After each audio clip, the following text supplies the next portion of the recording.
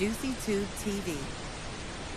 It was the fall of 2012, and Sarah had just moved into a small, one-bedroom apartment in a quiet part of town. The building was old, with creaky wooden floors and drafty windows, but the rent was cheap, and Sarah was starting her first job after college. She was eager to make it on her own. The first few nights were uneventful. She spent her evenings unpacking, watching TV, and scrolling through her phone. But on the fourth night, something strange happened. While brushing her teeth, she glanced out the bathroom window and thought she saw movement in the courtyard below. She dismissed it as a stray cat or a trick of the light and went to bed.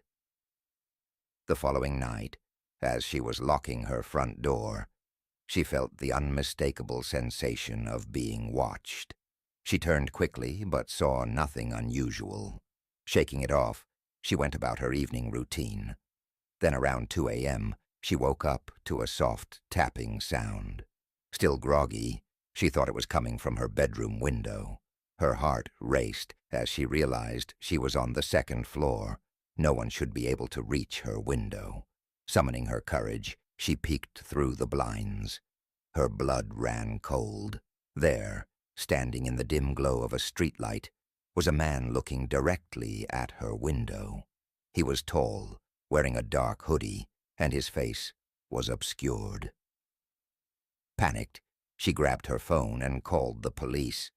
When they arrived, the man was gone.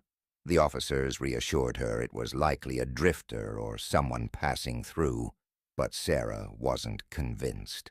The next few nights, she kept her blinds tightly shut and double-checked all the locks.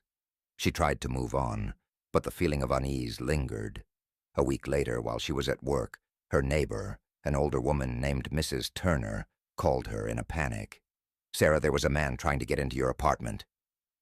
Sarah rushed home to find police cars outside. Mrs. Turner had spotted the man attempting to pry open Sarah's window with a crowbar. When confronted, he fled, but left behind a small backpack.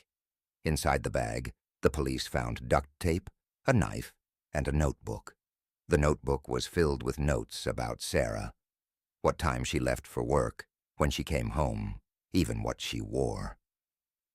The man was never caught. Sarah moved out of the apartment the next day and stayed with a friend until she found a new place. To this day, she double-checks her locks every night and keeps her curtains drawn, haunted by the thought of what could have happened if Mrs. Turner hadn't been watching. Don't forget to like and subscribe for more juicy content.